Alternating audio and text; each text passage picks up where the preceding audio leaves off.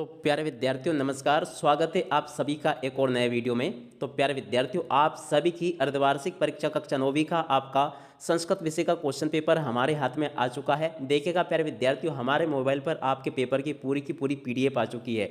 और देखिएगा यहाँ से मैं आप सभी को पूरी की पूरी आपकी जो क्वेश्चन पेपर है ना, उसका सॉल्यूशन बताने वाला हूँ। और अगर आपने इस वीडियो को पूरा लास्ट टाइम तक देख लिया ना, तो आप ये समझिएगा पूरा का पूरा क्वेश्चन पेपर यहाँ से आपका कवर हो जाएगा, एक भी क्वेश्चन यहाँ से आपका मिस नहीं होगा। तो चलेगा, अब आगे बढ़ते हैं, देखते हैं और समझते हैं कि अर्धवार्षिक परीक्षा 2023-24 कक्षा 9वीं का आपका संस्कृत विषय का क्वेश्चन पेपर कैसा आया है और आप सबको इसका सॉल्यूशन किस प्रकार से पूरा कंप्लीट कर लेना चाहिए। ए टू जेड क्वेश्चंस बताऊंगा प्यारे विद्यार्थियों, एक भी क्वेश्चन यहाँ से आपका मिस नहीं होगा। तो चलेगा, अब आगे बढ़ते हैं, देखते हैं समझते हैं कि अर्धवार्षिक परीक्षा 2023-24 कक्षा 9वीं का आपका संस्कृत विषय का पूरा क्वेश्चन पेपर कैसा आया है। ए टू जेड क्वेश्चंस बताऊंगा प्यारे विद्यार्थियों, एक भी क्वेश्चन यहाँ से आपका मिस नहीं होगा अगर आपने इसको पूरा का पूरा देख लिया। तो देख सकते हो प्यारे विद्यार्थियों, आपका जो पेपर है ना, उसकी पूरी की पूरी पीडीएफ हमारे मोबाइल पर आ चुकी है। आप सभी लोग यहाँ से इसको अच्छी प्रकार से देख जाओ और आप लोग संस्कृत विषय की तैयारी कर लो, ताकि आप सभी लोग अपनी संस्कृत विषय में पूरे नंबर ला सको। और देखिएगा प्यारे विद्यार्थियों, आज मैंने आपको जो हिंदी का पेपर बताया था वो भी 101% ऐसा का ऐसा ही आया है जैसा कि मैंने आपको बताया था। अब देखिएगा दोबारा आप सभी के लिए मैं संस्कृत विषय का पेपर लेकर हाजिर हो चुका हूं, तो आप सभी लोग यहां से संस्कृत की तैयारी अच्छे से कर लें। तो चलिएगा, अब आगे बढ़ते हैं, समझते हैं कक्षा 9वीं का आपका संस्कृत का पूरा क्वेश्चन पेपर कैसा परीक्षाओं में आपसे पूछा जा रहा है। तो देखिएगा प्यारे विद्यार्थियों, ये रहा आपका पूरा का पूरा कक्षा 9वीं का संस्कृत का पेपर। आप लोग यहाँ से देख लें और अच्छे से याद कर लें। तो देखिएगा, पहला क्वेश्चन पढ़ते हैं, गुणवान इत्यस्मिन् पदे प्रत्यय। तो देखिएगा गुणवान में कौन सा प्रत्यय होगा ये आपको बताना है। तो देखिएगा प्यारे विद्यार्थियों, इसका उत्तर आप लोगों को लिख लेना मतुप। उसके बाद में सेकंड क्वेश्चन को पढ़ते हैं, पठन इत्यस्मिन् पदे प्रत्यय। तो देखिएगा पठन में आपका कौन सा प्रत्यय होगा, इसमें आपका शरत प्रत्यय आ जाएगा। थर्ड क्वेश्चन को पढ़ते हैं, बाल प्लस टाप इत्यस्मिन् पदस्य भविष्यति। तो देखिएगा बाल और टाप दोनों मिलके क्या होते हैं, तो देखिएगा ये हो जाएंगे आपका बाला। उसके बाद में चौथा क्वेश्चन, दानवीर जीमूतवाहनस्य राजकुमार इत्यस्मिन् विशेष पदम अस्ति। तो देखिएगा चौथे नंबर का जो क्वेश्चन लिखा है ना, यहाँ से आप लोगों को लिख लेना जीमूतवाहना, इसका राइट आंसर होगा।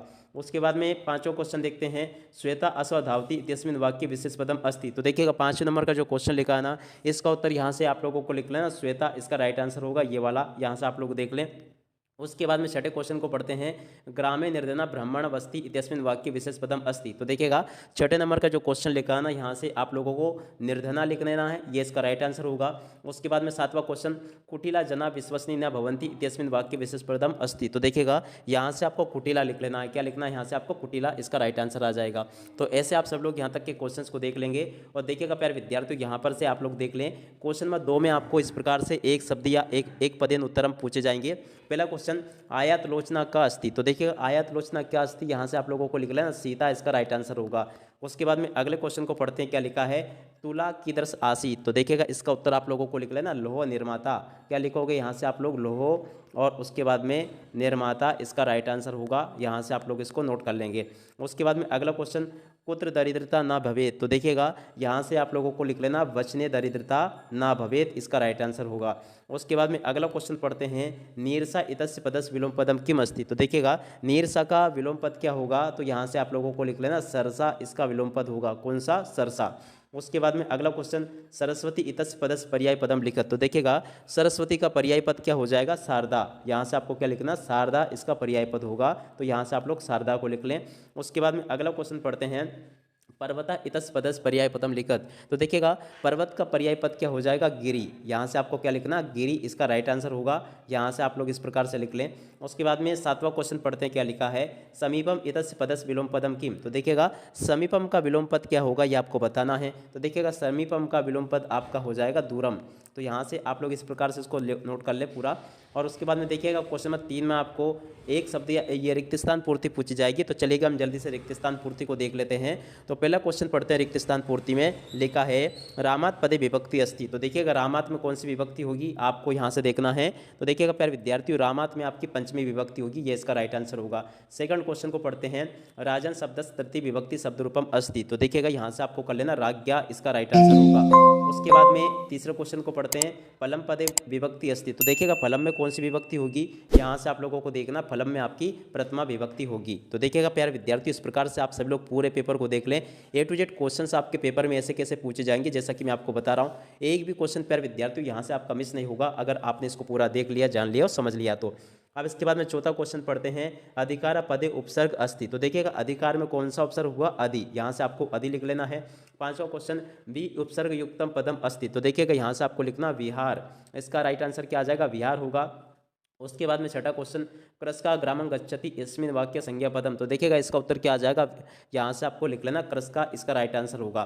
तो यहाँ तक के सभी क्वेश्चंस आप लोग देख लें और उसके बाद में देखिएगा प्यारे विद्यार्थियों क्वेश्चन नंबर 4 को देख लें। इसमें आपसे शुद्ध वाक्याम समक्ष आम, अशुद्ध वाक्याम समक्ष ना इति लिखत, यानी कि आम ना यहाँ पर आपसे पूछे गए हैं। तो चलिएगा जल्दी से इसको देखते हैं, समझते हैं और याद करते हैं। तो देखिएगा पहला क्वेश्चन लिखा है, पठन्ति इत्यस्मिन् पदे बहुवचनम अस्ति। तो देखिएगा ये बिल्कुल आपका सत्य आ जाएगा। उसके बाद में वदामि इत्यस्मिन् पदे प्रथम पुरुष अस्ति। तो देखिएगा वदामि में प्रथम पुरुष होगा, ये बिल्कुल आपका असत्य होगा, इसको आपको असत्य कर लेना है। उसके बाद में तीसरा क्वेश्चन पढ़ते हैं, आगच्छत इत्यस्मिन् पदे गम धातु अस्ति। तो देखिएगा ये बिल्कुल आपका सत्य हो जाएगा। उसके बाद में चौथा क्वेश्चन, सुतम अव्ययपदम अस्ति। तो देखिएगा सुतम अव्ययपदम अस्ति ये आपका ना होगा। उसके बाद में पांचवा क्वेश्चन, सर्वत्र अव्ययपदम ना अस्ति। तो देखिएगा ये वाला जो क्वेश्चन लिखा है ना, ये भी आपका असत्य हो जाएगा। उसके बाद में अगला क्वेश्चन पढ़ते हैं, त्वम पत्र लिखसी इत्यस्मिन् वाक्यम त्वयं सर्वपदम नास्ति। तो देखिएगा ये भी आपका असत्य हो जाएगा। तो इस प्रकार से प्यारे विद्यार्थियों आप सभी को इन क्वेश्चंस को देख लेना, पढ़ लेना और समझ लेना। Totally A to Z questions प्यारे विद्यार्थियों आपसे परीक्षाओं में ऐसे कैसे पूछे जाएंगे, जैसा कि मैंने आपको बताया यहाँ से। अब इसके बाद में देखिएगा अगला क्वेश्चन ये लिखा है, योग मिलनम कुरु। तो देखिएगा यहाँ से आपको जोड़ी का मिलान कर लेना है। पहला लिखा मनहरा, तो देखिएगा इसमें आपको कर लेना मनोहर।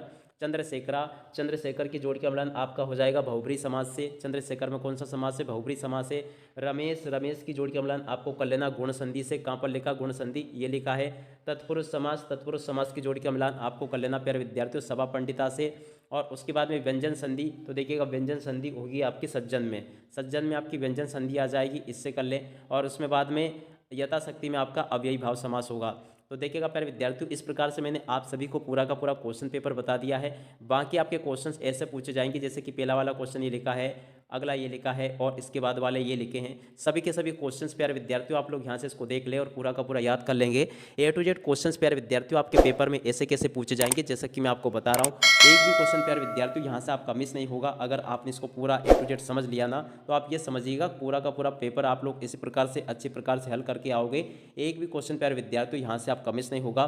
जिस प्रकार के क्वेश्चंस मैंने आपको बताए हैं, टोटली आपके पेपर में A to Z क्वेश्चंस इसी प्रकार के पूछे जाएंगे जिस प्रकार के कि मैं आपको यहाँ से बता दे रहा हूँ। तो आप सभी लोग प्यारे विद्यार्थियों यहाँ से इन क्वेश्चंस को अच्छी प्रकार से पढ़ लोगे और इनको याद भी कर लोगे, ताकि प्यारे विद्यार्थियों आप सभी लोग परीक्षाओं में इनको अच्छी प्रकार से लिखकर आ सको।